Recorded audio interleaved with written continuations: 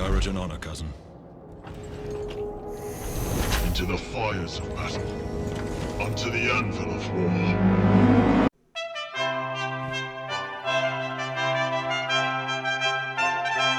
Hello, and welcome to Warhammer 40k's Grim History from the Beyond. I'm Zekthar, And I'm Yuxin.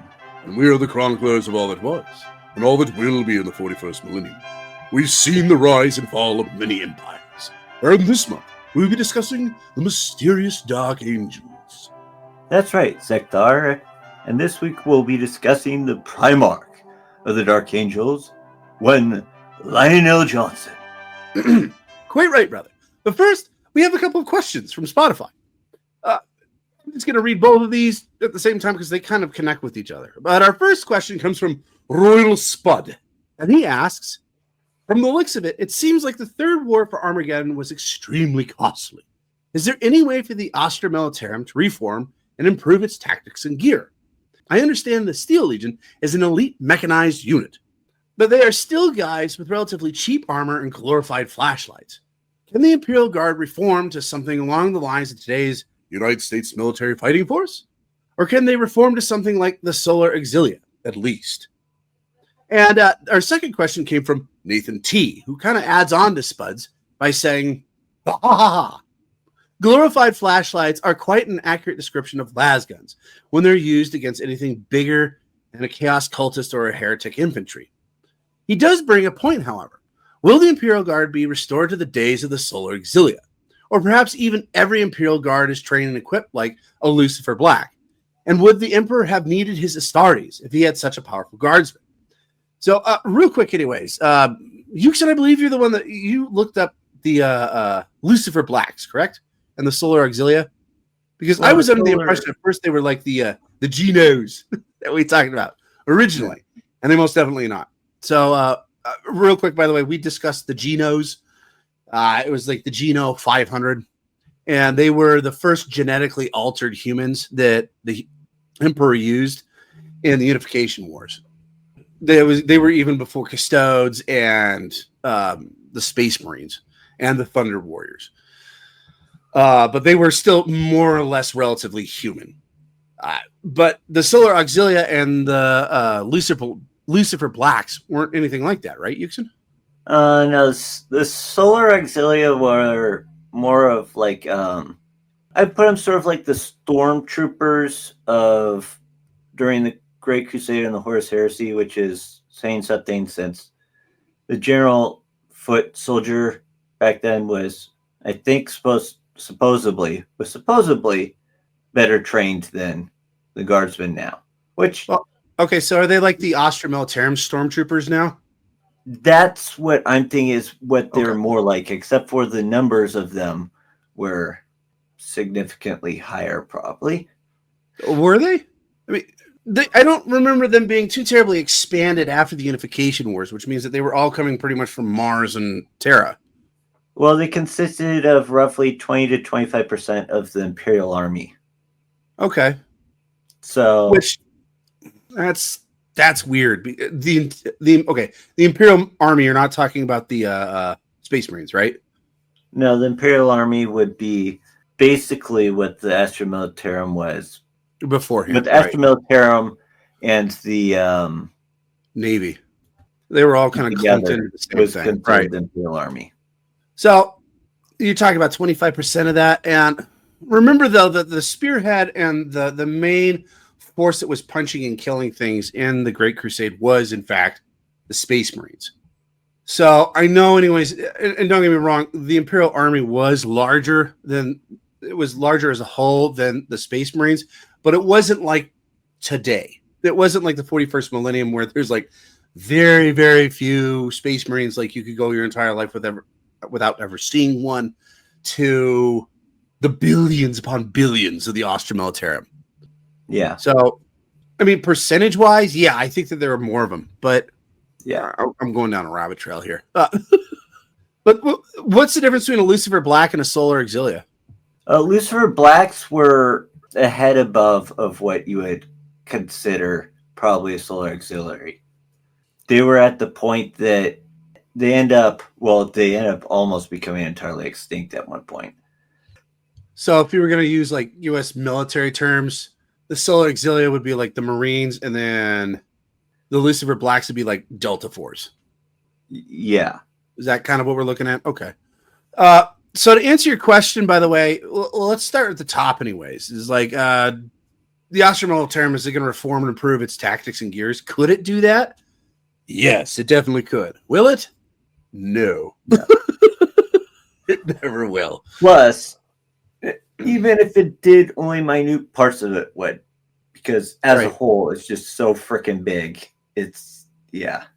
But you kind of bring up an interesting thing here, like you said, anyways, is that only a small amount of the Astra Militarum could actually change like that. Okay, so if we're talking about like tactics-wise, yes, you could reform the entire Astra Militarum. They'll never do it.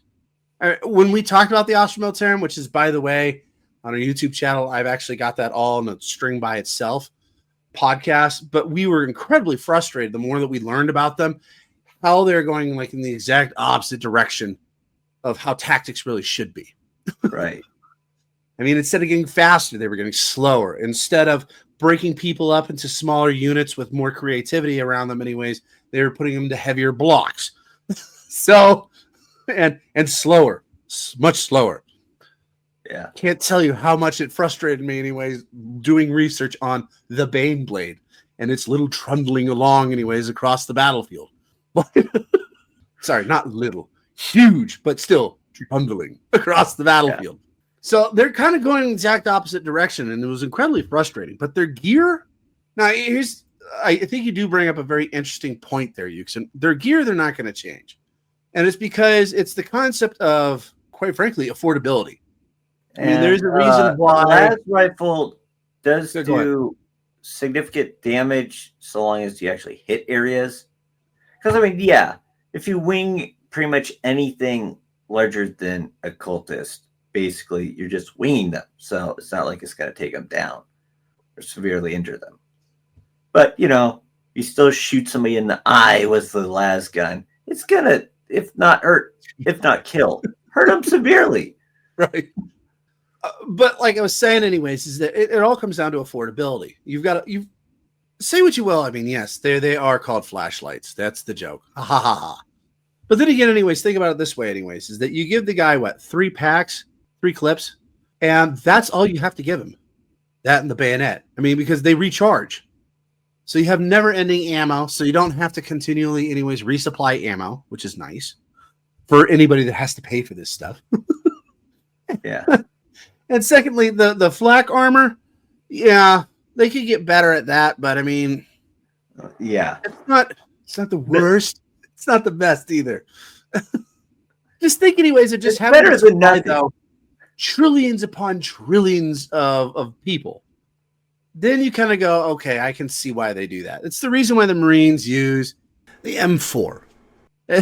Is it still the best rifle out there on the planet? No. There's a lot of them that are better anyways, assault rifles. But tell you what, they're cheaper than the other ones, and they still work pretty well. And they're very durable in comparison. Yes. That's now, mind you, once you get higher up on the echelon of the Astra Militarum, then you start using things like Stubers and bolt pistols and plasma stuff and all sorts of things. So, but for your general troops, yeah, I just don't see them anyways. The frustrating part that we found anyways was just simply the training and the tactics when we were looking into them. And the Imperium, as we know anyways, is just this decaying monster that won't change and it won't do anything else like that. So no, they're just, unfortunately, they won't change. If they could, if they did, I mean, a lot of these problems wouldn't be problems anymore. Yeah. I mean, don't you agree, Yuxin? I mean, yeah, there's a funny little bit of one of the recordings of the Last Chancers where his units show up at this like market as like a gun running market. And so they come up and they're looking at this different stuff, and the guy literally says, "Oh, yes, you're Imperial. You like all that crap and stuff that's archaic and ancient and whatever. Those are over there. This is the actual good stuff." That's basically what we're at right now. They're going in reverse instead of forwards in advancement in most cases. Mm-hmm. Unless you're including Belisarius Call, Lace MacGuffin. Yeah. But I hope that answers your questions. I mean, it would be so nice if the Imperial Guard actually started changing the way that they thought. And who knows? They actually might, just simply because Rabute Gilman's back. I don't think he's really looked into the Astra Militarum yet. We do have to admit that there are some units that do adhere to more of a U.S. military fighting force. Yeah, with a significantly more tactically sound aspect, like the Elysians or the Warhawks, both of them anyways. But they're also better trained. And I would say that Conscos, they adhere more toward, not necessarily entirely, but them, and then probably another would be the Catechins. Yeah. Catechins are their Canadians, no. No. Canadians, no. Or the no. The Stroyans, no. No. So, or the Krieg, no. But it would sure be nice anyways if they did actually start to progress a little bit, but they just won't. Anyways, thank you for the question, guys. Remember, people, if you guys have any questions, just send them to us, and we'll try to answer them when we can. Now, just real quick anyways, as a warning, this one's going to be a little bit longer. So get ready, and here we go. Well, like all the sons of the Emperor, the gestation pod of the Lion was boot-kicked from Terra across time and space to the land of the world of Caliban. Caliban was a planet whose surface was largely covered by immense forests, inhabited by terrible, monstrous beasts, mutated by the touch of chaos, in the centuries after the birth of the chaos god Slanesh, due to the planet's proximity to the nearby Eye of Terror. L. Johnson managed to survive in the forest alone, living as a wild man from civilization. Yet, Caliban was home to not just horrifying monsters, but to many knightly orders of warrior aristocrats created to defend its people and the massive fortress monasteries they lived within, to defend themselves from the great beasts. These knights maintained a few aspects of Caliban's ancient technology from before the Age of Strife, and wielded primitive bolt pistols and wore suits of simple power armor, very similar to that later used in Legiones Astartes, that were handed down from knight to knight. Now, despite these technological trappings, however, Caliban remained very much a pre-industrial society whose warriors rode to war on horseback. One of the most prominent knightly organizations was known simply as the Order, and was made up of commoners and nobles alike, whereas the other knightly orders were drawn by tradition, only from the Calibanite nobility. The young lion would be discovered by a hunting party of the Knights of the Order in the depths of the Caliban forests. Within these forests dwelt a breed of creature, now unknown in the galaxy, monstrous chimeric weapons left over from the Age of Strife, driven by a hunger that could not be slaked, and fully capable of rendering an armored warrior into a ruin of blood and flesh in seconds. How long the young primarch had survived alone in the green deeps cannot be known for certain, for the lion himself seldom spoke of these times. The knights that found him assumed from his stature and bearing that he could not have spent more than a solar decade alone. But the growth and development of the primarchs does not follow the pattern of mortal humans, and they do not age, as do those untouched by the Emperor's genius. The span of standard years in which the lion prowled Caliban's sea of trees may well have been far longer than can be easily comprehended. Indeed, the legend of those fortified towns that bordered the stretch of forest where the Primarch was discovered spoke of a forest spirit that haunted the depths. A spirit of small stature, but whose form was that of a man, who was known only by the mysterious marks he left in his wake, and had existed for nearly a standard century before the discovery of Lionel Johnson. Regardless of whether the lion had stalked the world forest of Caliban for a Terran decade or century, that time had left its mark upon him. The lightless depths beneath the forest canopy teemed with horrors, rapacious killers, and often emerged from the deeps to hunt among the towns and villages of the Caliban's slowly dwindling human population. There, amongst the most foul monstrosities imaginable, the lion spent his childhood. Pardon, brother, but this story reminds me of one of his brothers. Lehman Russ. Both lived their first years alone, and it wasn't until many years later that they were found by humanity. It's true, but there are a few differences. Like what? Well, okay. Lionel Johnson was by himself. Lehman Russ, yes, he didn't have any humans, but remember, he had the mother wolf that protected him. Right. That's what people of the Dark Angels, anyways, will go, yeah, he had help. It's like, really? He had a dog. I mean, come on, guys. They both were pretty similar. Quite frankly, the huge difference is just the environments, to me, anyways. I mean, Lionel Johnson grew up in a forest area. Lehman Russ grew up in the tundra. Ta-da! Yeah. It's kind of the difference. I don't know. What do you think? I think the only one that probably beats them on being by themselves growing up No, yeah. would be Kurz. Yeah, for sure. Ironically, he actually grew up with people, but nobody raised him. No, it was more like, I kill you or you kill me.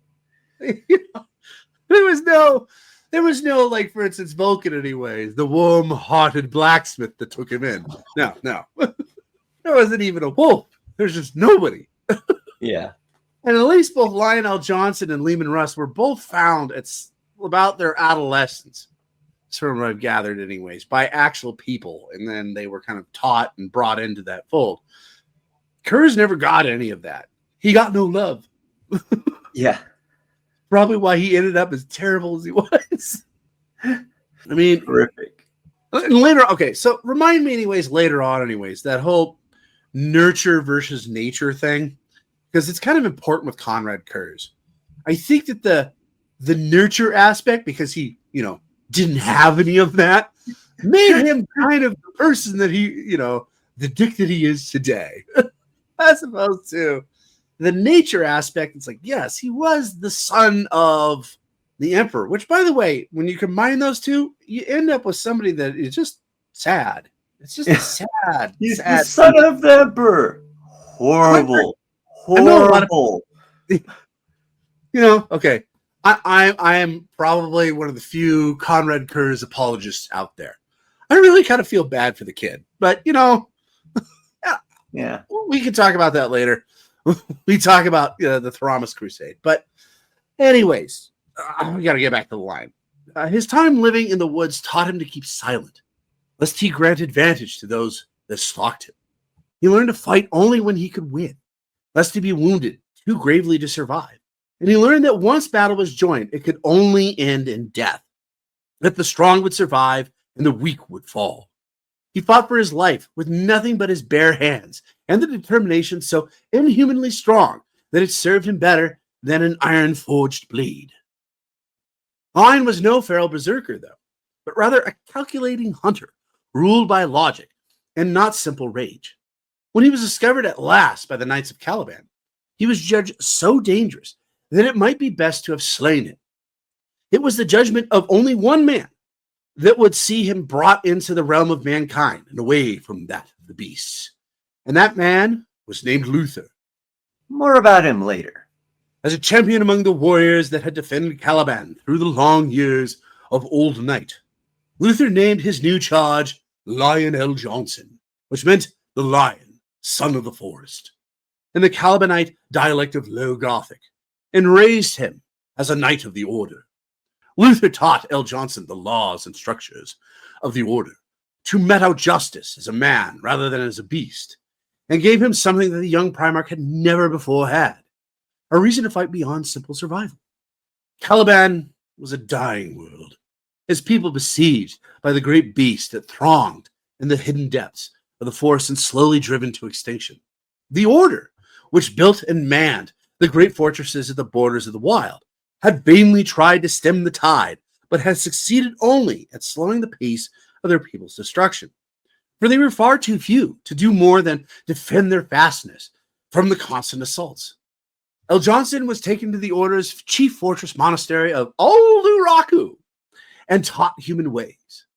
The lion learned to speak incredibly quickly and soon mastered all the necessary aspects of Calibanite culture faster than anyone. including Luther, his mentor, foster father, and best friend, believed possible. Before long, L. Johnson had become a fierce warrior in the Order's ranks. Though of his years living alone in the Caliban's forest, he said nothing then or later.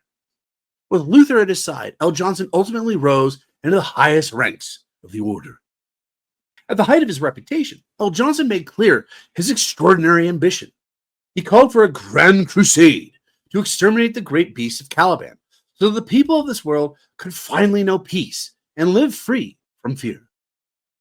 This was received with great enthusiasm by the other members of the Order and even the other knightly orders, but it proved to be a time-consuming process that nearly took a solar decade of constant warfare against the terrible dangers of the deep forests.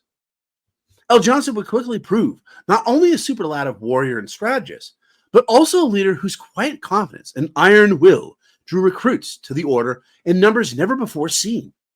With each victory against the great beasts of the forest, each fell head planted upon the walls of the Order's fortresses, more warriors took up arms with hope and more than simple survival. Lionel Johnson stood at the forefront of this new crusade, not by choice, for he had ever been taciturn and prone to seek solitude, but by action, always to be found at the fore of any battle and unafraid to speak his mind or act when others might hesitate. By his order, the old traditions that allowed only the nobility to fight among the knightly orders of Caliban were dropped, swallowing the Order's ranks further at the cost of some dissent within the ranks of the more traditional knights. Any Calibanite knightly order that did not follow L. Johnson's lead, such as the Knights of Lupus of the Northern Forests, which feared, like many, that the destruction of the great beasts would upend Caliban's traditional social order, were destroyed to the last man. Within the space of a solar decade, the Order's ranks had grown to the point where that they were able to take the war for their survival ever deeper into the world forest itself. With Lionel Johnson and Luther at their head, they unleashed their crusade to rid Caliban of its curse, bringing flame and steel to the lair of the monsters that had hunted them for generations beyond count. The war was long and bloody, with hundreds slain for each monstrous nest put to the torch, and many grew weary of the slaughter, all save the grim knight L. Johnson. The Lion knew that mercy had no place in war. To leave with their task unfinished, and with any of the foe yet alive, would be to waste all the lives spent in its pursuit. There could be only one end, and that was the total annihilation of the enemy, whatever means was needed. L. Johnson set the knights to ambush the great beasts as they came to feed, poisoned the pools at which the creatures drank, and set ablaze vast tracts of the forest to set them to flight. He gave the foe no respite, and hunted them till no more could be found. And when the warriors spoke of his prowess and victories, it was fear that colored their words as much as awe. Some of the Caliban's aristocracy, following in the wake of the Knights of Lupus, feared his new methods and determination enough to declare open rebellion, some fearing the changes he had wrought upon the tradition-bound people of Caliban, and others simply seeking to claim the power Lionel Johnson had come to wield. These traitors to the cause of Caliban's salvation were put down without mercy, the ranks of their knights and soldiers killed in their entirety, and their fastness torn down as a warning to others. At the end of the crusade against the great beasts, while both the Lion and Luther exhausted by the terrible cost the fighting had exacted, it was L. Johnson that received the battle honors and the title of Grand Master of the Order. He accepted the accolade without fanfare, for such human eccentricities still seemed less worthwhile to the youth that had grown to manhood among monsters. He understood little the value some placed upon titles and rewards, for his grim and solitary habits had always kept him distant from others, and he saw not the change his rise had wrought in Luther.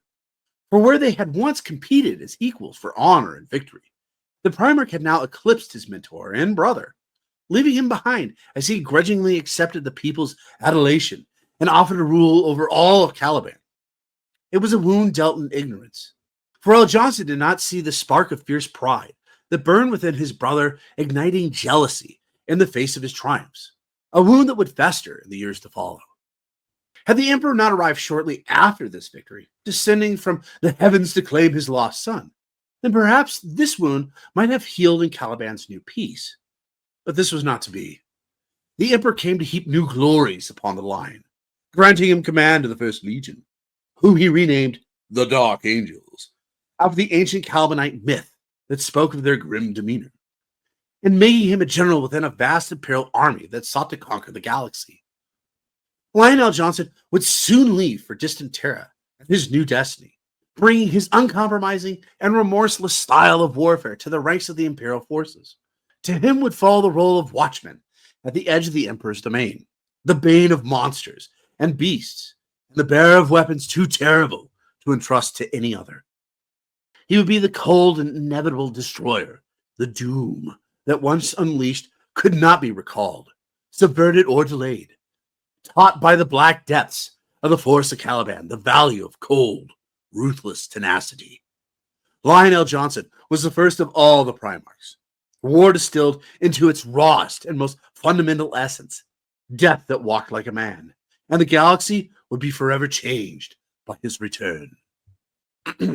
Now, normally, we would continue on here to what he would be doing during the Great Crusade, but we aren't doing that this week, because next week, we'll be covering that in full, along with the Rangdane genocide.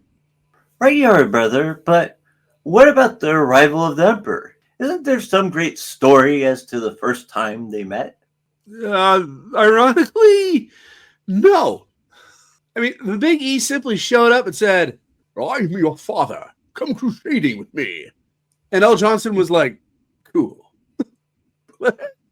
Before we move on, we should probably discuss how he got along with his brothers, especially the Wolf, Angel, Nightmare, Gilliman, and the War Master, because their relationships will change the fate of the galaxy. Okay, so he was kind of just basically a lone wolf person, oddly enough. A lone wolf? Which is Careful, weird, you're gonna piss because you off all think the that would... Dark Angel fans out there. It's too close to Space Wolf. Yeah. Oh, I wholeheartedly agree. He, quite frankly, I don't know. It wasn't necessarily he didn't care about his brothers. It was more along the lines of just he's very goal-oriented. Yeah, he wasn't a people person. I mean, it was always just constantly, anyways, on to the next crusade, on to the next crusade. I mean, I'm sure there were times, anyways, like, for instance, of all people, the people that all of his brothers, anyways, Sanguinius was beloved by all. But I'm sure there were times, anyways, where Sanguinius was just like, "Hey, how goes it, brother? Would you like some bale wine?" And the Lion's like, "No, I'm moving on. We have another planet to conquer." He just doesn't seem like he really connected with anybody. Yeah. Which is saying something, because all the other Primarchs, even Vulcan, which we had to dig quite a bit, because it didn't seem like he really connected with a whole lot of people either, but all of them kind of seemed to have at least one or two brothers they were just kind of like cool with. Yeah. I mean, even the Khan, you know, he was cool with Sanguinius. Everybody was cool with Sanguinius, other than, well, even the Lion was, but it wasn't like he hung out with him. It was just kind of like, yeah, Sanguinius is all right, you know? Same with the Khan. Yeah. The only people that they specifically mentioned that he really, really got along with was Horus and Magnus. Yeah. Which is actually kind of a sad story when he finds the shard of Magnus. Yeah. And just them talking. It's a very interesting story. It's kind of sad, but yeah, makes you feel for Magnus a little bit. Even though, as we said anyways, many a times, Magnus did everything in his power to do everything wrong, everything right the wrong way. Yeah. So, you shouldn't enter the warp. Then what are you doing here? Shut up. Shut up. But okay, so the guys though that we really need to talk about in particular, anyways, his kind of the way that he kind of looked at them was okay. Well, the Wolf, Lehman Russ. It's one of my favorite stories of all time, anyways, where they get into it, and we talk about it when we talked about Lehman Russ. So if anybody wants to know about that, they can go ahead and look it up there on our Vox, anyways, on Lehman Russ. But it's where they end up in a fight, and I believe it lasts for 3 days and 3 nights, something like that. and it's a fist fight. It's just a brawl. And it gets to the point anyways, and it just kind of shows their characters a little bit because Lehman Russ realized it takes him 3 days, by the way, to realize this. But by the day 3, anyways, he realizes how futile this is because the lion can't beat him because he's not strong enough to beat him. But Lehman Russ can't beat the lion because he's not fast enough to beat him. So it's just this eternal stalemate. Well, that, and I think he's just kind of like, this is ridiculous. Ridiculous. And so he just starts laughing, and then the lion sucker punches him. Which is kind of true to his character when you stop and think about it. The lion's not going to stop until somebody is dead. We've got to explain that. And after but mind you, anyways, he sucker punches him, but it only takes 1 punch. So it kind of shows you how strong he is. They had been fighting for like 3 days. 3 days. Good point. Good point. So he knocks out Lehman Russ, and instead of killing him, at least though, he goes, I'm done. And then he walks off anyways. And when Lehman Russ becomes conscious again, he's left. He's just gone. Yeah. So that's why, by the way, the Space Wolves and the Dark Angels have always been kind of not too terribly happy with each other. But I honestly, anyways, when I said we need to bring up the wolf, that's the only reason why, because it's one of my favorite stories. Now, okay, but you got the angel. So as we mentioned before, anyways, Sanguinius, it is mentioned time and time again. He was beloved by all his brothers. But it just seems like the line, he might have liked him, but he didn't really show it. Let's put it that way. Well, what do you think? Like I said, he seems to be indifferent to pretty much everybody. He may have respected the angel, like he may have respected a lot of these people, but just didn't show it. Which, by the way, there's a lot of vice versa with this too. Yeah, almost all of his brothers, anyways, are just kind of like, we have no idea who this guy is, but he's really good at what he does. So there was some respect for it. But yeah, sorry, go ahead. Yeah, no, that was pretty much where I was going with it.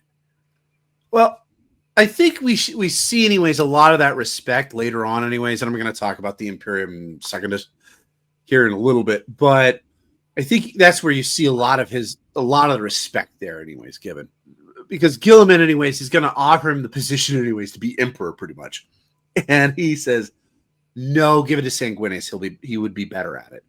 To me, anyways, that's a huge, that's kind of impressive how much anyways, that's a lot of respect. Now, speaking of which, anyways, we're going to jump over these guys to Gilliman. Of course, his character, though, is he didn't want to rule Caliban either. So it might not just be the respect. It's just like, oh, no. I'm good. I don't want to rule anybody. I just want to kick ass and chew bubblegum.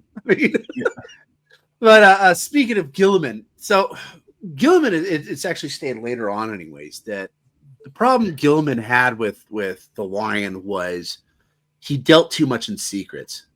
He kept everything so close to him anyways. And like we said before anyways, the lion just with everybody has just always been, it's not even contempt for his brothers. It's just, they're there. Yeah. But Gilliman anyways had kind of that problem. Now, what do you think anyways, if you talked about the angel, the nightmare, Conrad Kurz, which we briefly brought up. What do you think Conrad Kurz thought of his brother?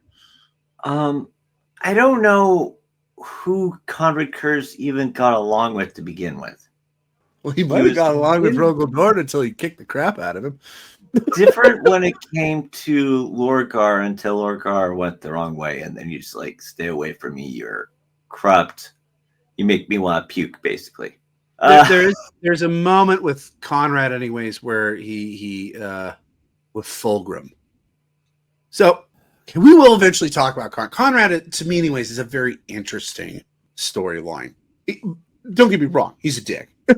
he's a terrible individual. Well, let's put it this way though, almost all of them are. Good point. But there's one of the things about Conrad is that he's slightly prophetic.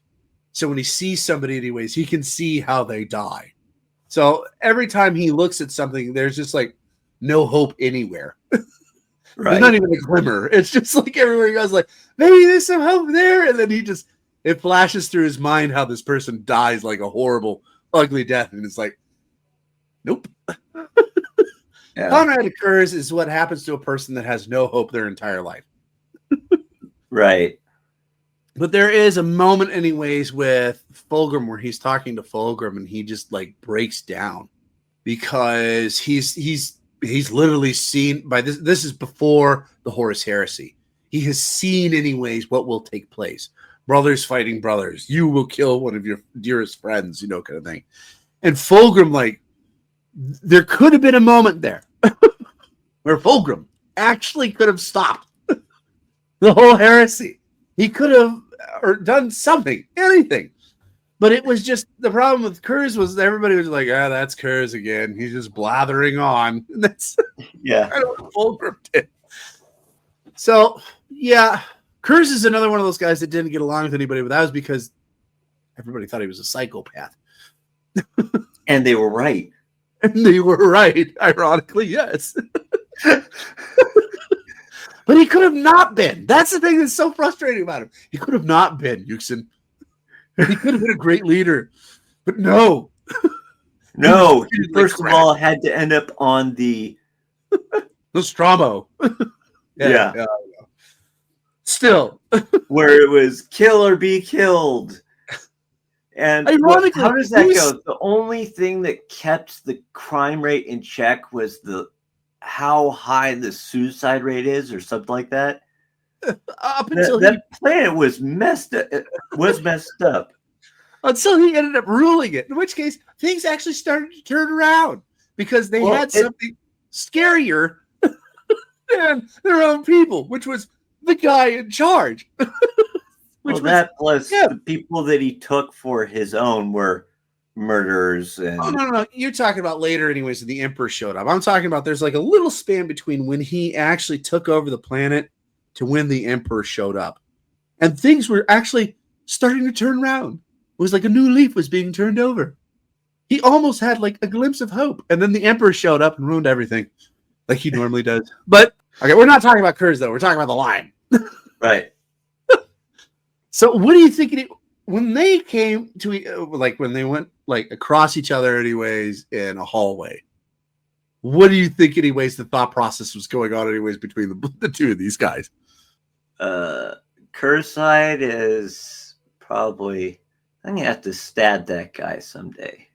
And ironically, the Lion probably didn't see Wi-Fi went, I'm going to have to stab that guy someday. And they were both right. And they were both right. Well, yeah. Well, there you go. All right. Now, the last guy, anyways, I think, anyways, you're going to have to take this one, too, because it leads into where we're going next, and that would be Horus Lupercal. Now, from what I gather, other than Sanguinius, Horus Lupercal was pretty chummy with just about everybody, right? Before he became not with the Lion. Ironically, yep, because the Lion wasn't chummy with anybody. No, he felt, I want to say, envy and jealousy. Okay, there were a few anyways that he didn't mesh well with, but he got along with, kind of. Like, for instance, he wasn't a big fan of Leman Russ. Yeah. I mean, it's pointed out Leman was the second son found, correct? Yeah. Horus was the first. So Leman, anyways, is super stoked to meet Horus. He's like, I've got a brother? Cool. And then they met Horus, and Horus is like, oh, look at a brother. He smells. Kind of thing. So I'm no longer the only person. Great. But Horus had politically designed a way, anyways, for him to eventually become the successor. Well, I think there's two reasons why. Several reasons. One of them is the fact that, as we established, the Lion wasn't really a people person.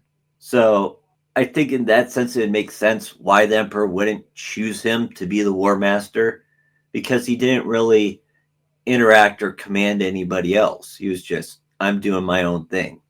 Right. But Horus also had a political aspect to him that Lion never had. The lion, once he conquered a place, anyways, he would wait there just long enough. He wouldn't really set anything up other than martial law. He would just wait until the rest of the Imperium showed up, and then he'd be on to the next place. Yeah. Horus And would then- actually set up like government, civilization. He would start that process and then move on. Horus was more like Gilliman in that sense. The lion had nothing like that. He didn't want any of it either, right? Right. But okay, so we're gonna get it Well, until later. Kind of. Anyways. But all right, well, we do have to move on to the Horus heresy. Speaking of Horus, but before we do, one last thing, anyways, about the line. So, as you guys know, anyways, we've mentioned before, the Lion didn't care about the gatherings of the Great Crusade and the fellowship of his brothers among the Legion of Astartes, and scorning those who would fret over frivolities, while there remained enemies of power and strength to test their mettle against. Unfortunately, as the years and wars wore on, this distance really started to spread between him and humanity. His Dark Angels, and people just stopped listening. Not listening, or they just stopped caring about what the Dark Angels were doing, other than probably the Emperor. I mean, he's getting all these slats. Except for there was one in particular person that still kind of kept an eye on him, right, Nixon? Yeah. Who would that be? Oh, of course. Horus Lupercal. Yes. Now ever watchful, Horus paid much heed to his brother and the actions of his legion. Once he had tried to bind the First Legion to him, only to find the cipher of their ways a shield against his influence and their pride a foil to his manipulation. His and Lorgar's warrior lodges would find no purchase within the ranks of the Dark Angels, as they were shunned by the preceptors of the Order's militant and the proctors of the wings of the Hexagrammaton as worthless and beneath them. The Dark Angels were not, and never could be, horses to command.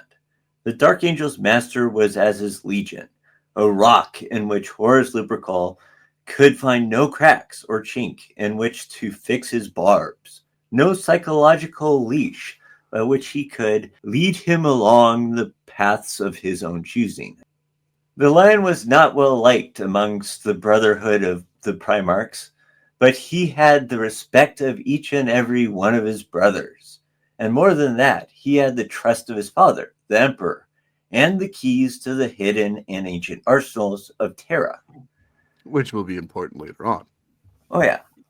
Were the Emperor to choose a single one among his Primarchs to lead, to stand at the head of the Great Crusade, then Lionel Johnson was a choice easily understood, and this troubled the master of the Luna Wolves. So when the conquest of Ulanor Prime loomed before Horus in 000.M30, he was sure to see the Lion and the First Legion diverted to far battlefields and tendered him no invitations to the great triumph of Ulanor that followed. Pardon me. I'm going to stop you for half a second. Okay, so I got to make clear here at this point, anyways, Horus hadn't fallen to chaos. No, he just wanted the job of War Master. Mm-hmm. So this was more of like sibling rivalry, wanting to be the best, wanting to, be the top dog. This didn't have anything to do with chaos or the Horus heresy afterwards. This has nothing to do with that, actually. No. I just want to make sure I clarify that for people that are just getting into Warhammer 40K. Sorry, go ahead, sir. Right. So it was when Horus was crowned as the War Master of the Imperium, the Lion was not present, a victory to the covetous mind of the new War Master. Yet this was one of the few miscalculations made by the shrewd intellect of the War Master.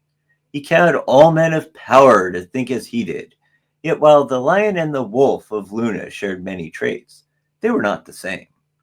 When news of Horus's new rank reached Lionel Johnson, he did not pause in his campaigns, nor did he offer congratulations or lament his own fortune, and this, more than the reaction of any of his other brother Primarchs, gave the War Master pause.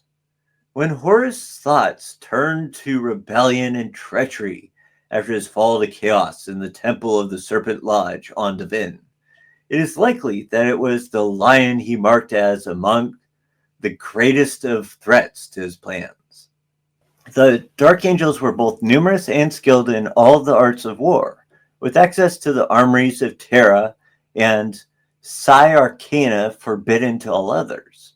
And their Primarch was as inflexible as iron, loyal beyond doubt to the Emperor, and resolute enough to rise up against any threat to his father's grand dream of humanity unity.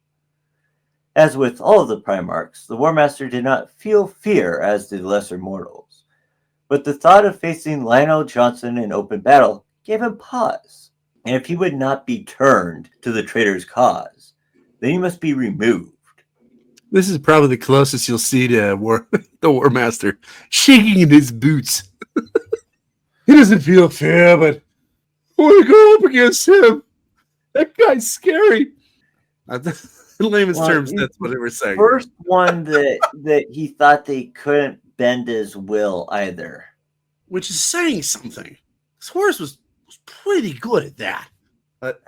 Sorry, go ahead, sir. And he wasn't even 100% sure about, well, anyways. There were 3 Space Marine legions Horus sought to remove from the path of his heresy before it began. The White Scars he hoped to preserve for his own use. The Blood Angels he hoped to destroy or corrupt. The Dark Angels he hoped to banish, to send far enough away that by the time they could return, his grim business would be complete. Unyielding, technologically capable, ruthless, and insular, the Dark Angels at the time of the Horus Heresy would once again be a powerful and highly independent legion, used to operating on their own to conduct large-scale campaigns and compliance actions. Because of this, the fear of the First Legion's intervention led the machinations of War Master Horus to ensure that when his treacherous plans came to fruition, the Dark Angels had been dispatched to the outer edges of the Imperium, where they would be unable to interfere, at least for a time. As the Horus Heresy progressed, however, the power of this legion would make itself known, savaging the Night Lords at Thramas, and going on to unleash destruction on an unprecedented scale during the last years of the heresy, when they crushed traitor world after traitor world across the southern galactic zone. During the 200th year of the Great Crusade, 998.M30, the Dark Angels Legion was carrying out an Imperial compliance campaign against the shield worlds of the so-called Gordian League, a confederation of human worlds who were allied with degenerate Xenos. During the 7-year-long campaign in 005.M31, the Dark Angels High Command received word that the War Master Horus and his 16th Legion had renounced their oath of allegiance to the Emperor, along with the Primarch Ingron's World Eaters, Mortarion's Death Guard, and Fulgrim's Emperor's Children. They also received word of the atrocity committed against the doomed world of Isfahan III, when Horus ordered it to be virus-bombed to eliminate the remaining loyalist Astartes from those 4 traitor legions still active upon it, rendering it a lifeless, dead world. The War Master knew that the Emperor would respond with all the force he had available. Ella Johnson believes the Dark Angel's deployment to the Shield Worlds on Horus's orders was part of an effort to scatter the Imperium's most loyal servants as far as possible in order to minimize the number of legions Horus would have to face at any given time. Even so, the strike force of 7 full Space Marine legions ordered to the Isfahan system in response to the War Master's treachery posed a dire threat to Horus's survival, as they made their way towards his forward operating base on the world of Isfahan V. Unfortunately, L. Johnson's forces were too deeply enmeshed in the shield worlds of the Gordian League to respond quickly to Horus's betrayal. With the best estimates of the Primarch staff indicated that it would take them nearly 8 solar months to conclude their offensive operations, even on an emergency basis, and reposition themselves for a strike against Isfahan V. Even if they could move more quickly, Horus's agents would be able to alert the War Master in time to organize the counter-strike. However, L. Johnson believed that a small hand-picked force might accomplish what an entire legion could not. The Primarch issued orders for many of the Dark Angel's reserve squadrons to resupply and prepare for immediate deployment to the Tanagra system. Their primary target was to secure the Forge World of Diamet. They could not afford to let the War Master acquire the substantial supplies and ordnance needed to fortify the world of Isfahan V against the approaching Loyalist strike force. The Lion would personally lead the expedition to Diamet. With a battle group of 15 warships, secrecy was vital, as the Primarch was aware that the War Master's agents were more than likely tracking the Dark Angel's movements. L. Johnson went to Diamet in order to secure several powerful continental siege machines known as ordinati, vast artillery pieces that could devastate the most powerful fortifications. The small fleet of Dark Angel's vessels arrived in the Tanagra system just 5 solar days after the destruction of Horus's landing force at the Xanthus starport. With no way to secure the siege machines held in storage in Diamet's depots from L. Johnson's Astartes, the admiral of the raiding fleet had little choice but to withdraw back to the Isfahan system. The War Master's final gambit had failed. Following this small victory at the Battle of Diamet, L. Johnson met with his fellow brother Primarch, Perturabo of the Iron Warriors, aboard his flagship, Invincible Reason. Perturabo informed Johnson that the 4th Legion was en route to the Isfahan system to face the War Master and his traitor legion upon the black sands of Isfahan V. Ferrus Manus and the Iron Hands Legion had hastened ahead of them, hungry to claim the Emperor's vengeance against Horus. Perturabo lied to L. Johnson, explaining that he had hoped that his legion could provision his vessels at the Xanthus starport above Diamet before continuing to the combat zone. Of course, they were now unable to, as the First Legion had destroyed the whole port. Perturabo inquired of L. Johnson how he had learned of the existence of the Ordinati siege engines. Johnson explained that he had discovered them 50 Terran years earlier when he was studying the history of the Great Crusade and saw a reference to them in a dispatch from Horus that had been sent to the Emperor. Horus had commissioned the colossal siege machines from the masters of Diamet during the long siege of the Xenos Fortress States on Tithonus. The war machines took much longer for the Forge Masters to complete than planned, and by the time they were finished, the campaign on Tithonus had been over for a standard year and a half, and Horus had obviously moved on to other conquests.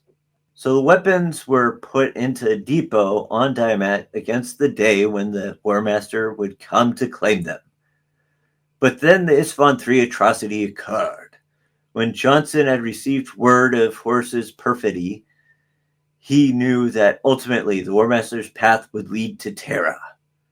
Even if he were somehow to prevail against Perturabo and the other legions sent to confront him in the Isfahan system, the War Master could claim total victory so long as the Emperor was safe in his palace. For Horus to triumph, the Emperor had to die, and that meant a long and costly siege of Terra. Therefore, the War Master would come to claim the siege engines of Diamet. L. Johnson informed his brother that he would be unable to accompany the Loyalist fleet to Diamet, as he had to make all haste to the shield worlds of the Gordian League and prepare the rest of the First Legion for the trip to Terra. In fact, he thought best if no one outside of Perturabo himself and the other Primarchs ever knew that the Lion was there. He didn't want the Emperor to believe he did anything at Diamet with an ulterior motive in mind. Perturabo agreed that it was both a prudent choice and a very humble one. L. Johnson explained that his actions were done for the good of the Imperium, not for acolytes, nor for power. But L. Johnson confessed to his brother a certain jealousy. He believed Horus had become the Emperor's favorite son for no other reason than fate. Had he been the first of the primarchs to be found, L. Johnson believed he would have been the War Master instead. The Lion also believed that Horus would inevitably be defeated and that the Emperor would need to choose a new War Master very quickly if the Great Crusade was to continue. Yes, for Perturabo's support. The two primarchs ultimately reached an understanding. L. Johnson granted permission of the Iron Warriors to take possession of the siege engines at their convenience, on one condition. L. Johnson made his brother promise that the Ordinati would be put to good use. Perturabo assured his brother that they would be, never letting on that he had already sworn himself to Horus's rebellion and would participate only solar months later at the drop site massacre on Isfahan V, where the 3 loyalist legions were almost completely destroyed. Now, before we keep going, if the Lion was so obtuse from his brothers, how did Perturabo get to him? Honestly, I think it really has to boil down to just complete ignorance. It has to do with that obtuseness, right? I mean, it has to do with the aspect that he just figured nobody would go against the Emperor, and the fact that these 3 knuckleheads decided they were going to, or 4 knuckleheads decided they were going to do it. He never even thought that somebody else might even take that thought process.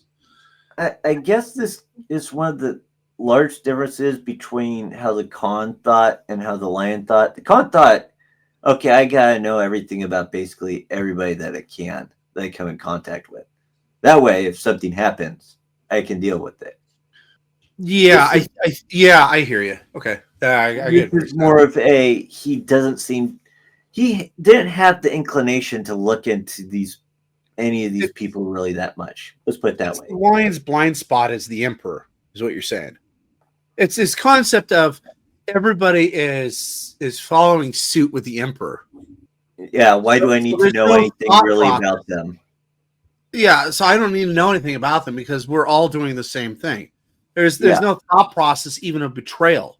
The concept of betrayal is so foreign to him that he doesn't even look into it. And then when it happens, it's just kind of like, well, it has to be just these guys. There's no way anybody else could do this.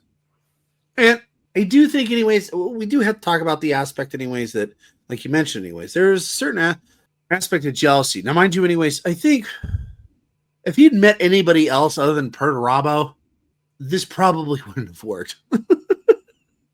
Perturabo was, out of all of his brothers, one of the smarter ones. So he kind of just let the Lion do what he wanted to do. And at the very end, it's like, yeah, you mind if I just kind of hold on to these things? He's like, oh, yeah, go for it. Cool. You know? I think also it might have helped the fact that, he is the siege master.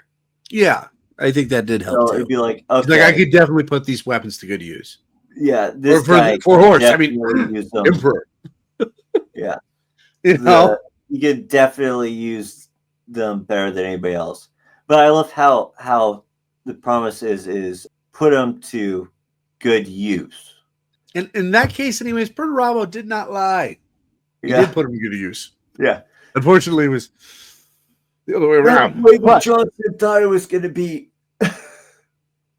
But yeah, I kind of agree with you, anyways. As opposed to the Khan literally thought of everybody, anyways, as being his enemy, even the Emperor, which is kind of like anybody. There's a possibility that they could turn because, let's face it, the reason why he was there was basically because he'd rather not have his planet wiped out. It's kind of like that term, anyways, from Terran 42 is a United States Marine general, and the concept is like be respectful and kind to people, but always have a concept of how to kill everybody you meet. Yeah, that was the Khan, very much, which worked out for him. The only reason why he never thought about turning against him is because basically he made this deal. Also, he's like, "You better follow your word here." The deal was, okay, I'll follow you so long as you don't betray me. If you betray me, yeah. Now, real quick, anyways, I think this is kind of funny because Okay, so Lionel Johnson, we have established over and over and over again, anyways, that he really didn't really care a whole lot about his brothers. He just kind of kept focused to his task, right? Right.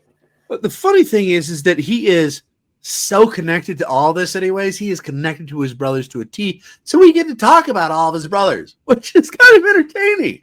We haven't had somebody, anyways, we could actually talk about, like the Khan and Horus and Alfarius and Perturabo.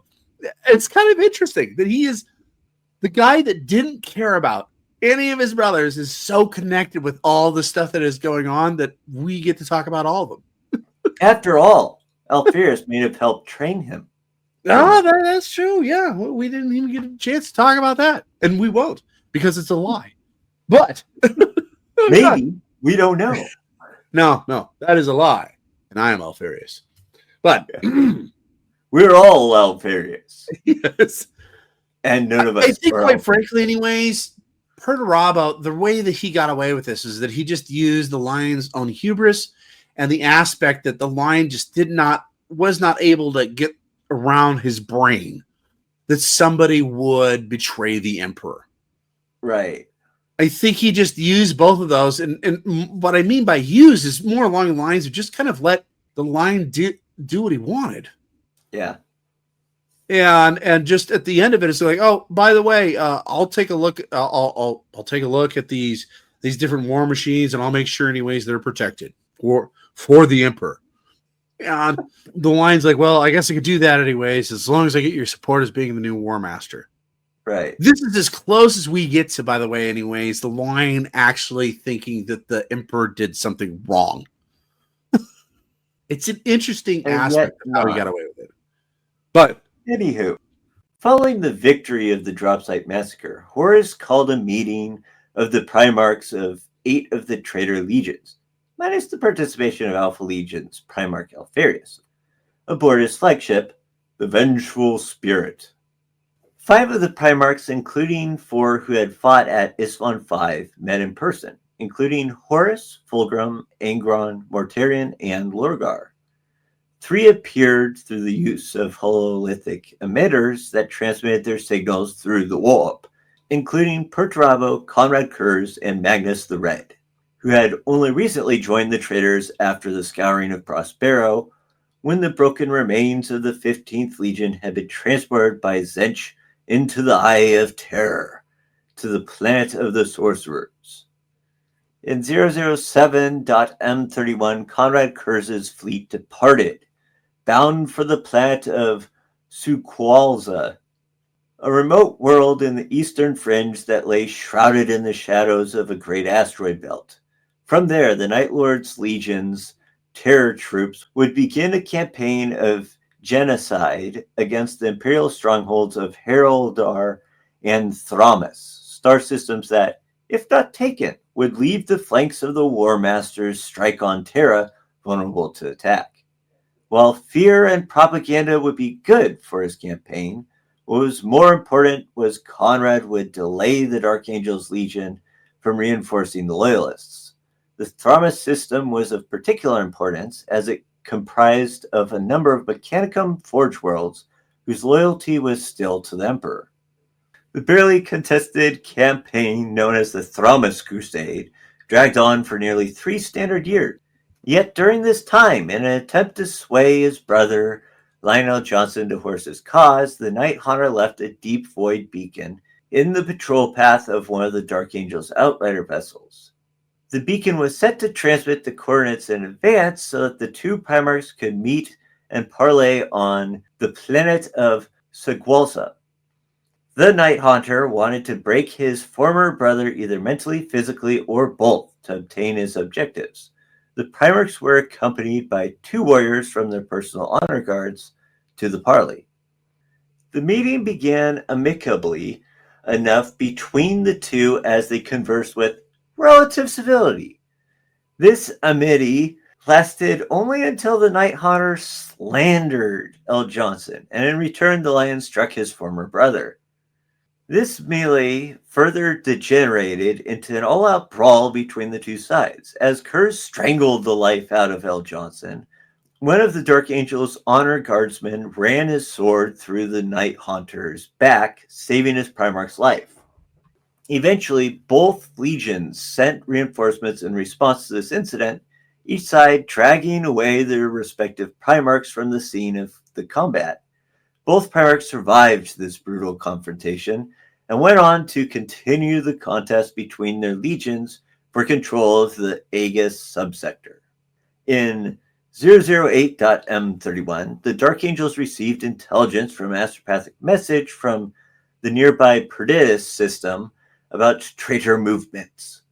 They immediately moved to intercept. Upon arrival, they interrupted the month-long conflict between the Iron Hands 98th Clan Company, led by Castellier Loramek, and a large Death Guard contingent led by First Captain Callus Typhon.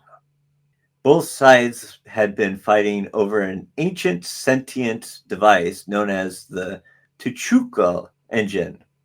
This device was part of a triumvirate of similar sentient devices, another being the Ouroboros, and a third, unnamed engine, which when combined could create temporal rifts that bridge space and time. On its own, the Tuchuko was capable of precise and extremely efficient warp jumps. Faced with the prospect of fighting the entirety of the much larger First Legion fleet, both sides retreated from the planet's surface at the Lion's request. Wary of both sides' motives, especially those of the Death Guard's first captain, Callus Typhon, the Lion prevented the device from falling into the Death Guard's hands. Johnson proceeded to serve his own ambition and requisition the device for his own use. The Lion ordered the destruction of Perturabo, much to the consternation of both commanders.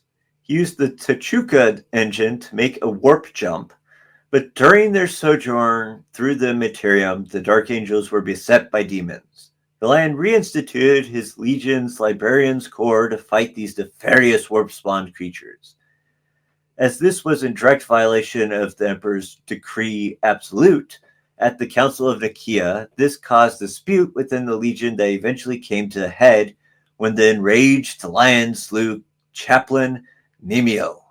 During the height of the Battle of Perturabo, the Lion encountered the greater demon of Zench, known as Keros Fate Weaver, who attempted to convert the Primarch to the cause of the ruinous powers, but failed miserably, as he had nothing to sway the Lion to their cause.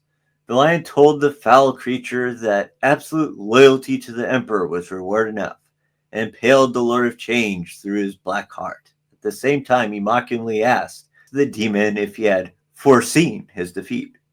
Utilizing the Tuchuka engine a second time, the Dark Angels were able to execute a meticulously planned ambush on the Night Lord's fleet while it was in transit across the Segualsa subsector that saw the back of the Night Lord's Legion broken and their Primarch mortally wounded after having faced his brother L. Johnson once again in mortal combat. Thanks to the skilled coordination and superb execution of the Lion, the Night Lord's fleet was devastated, losing dozens of capital ships and approximately 1/4 of their Legion's fleet to the Dark Angel's assault.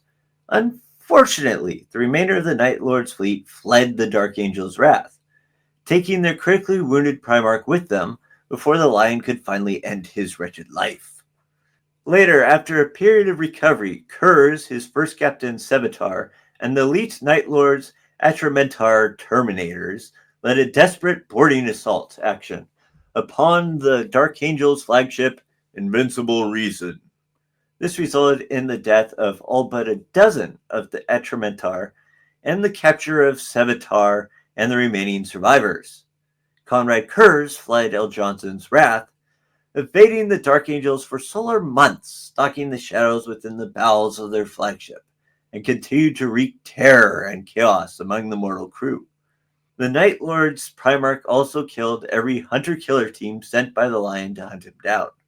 After losing several squads of Dark Angels, the Lion himself took up the hunt for Kurz, stalking him throughout the Invincible Reason for the next 16 solar weeks. However, he could never find his elusive brother Primarch. At some point, the remaining Night Lord's captives somehow managed to effect their escape and fled into the void. Now, at this point in the story, we're going to leave the Lion in the Warp because we're out of time for today. Now, join us next week, anyways, with our conclusion of the Lion and what he has done since then, anyways, with the Imperium Secundus, and then what takes place in the 41st millennium. Fantastic, but if you enjoyed our little show, could you please be so kind as to push that subscribe, like, or follow button? And if you wish to help us expand our work on 40k lore, by all means, support us by joining our membership program on our YouTube channel, Tales of Ashraka. Yes, and most importantly, have a great day. And until next time, This is Nekthar, And Yuxin. signing off.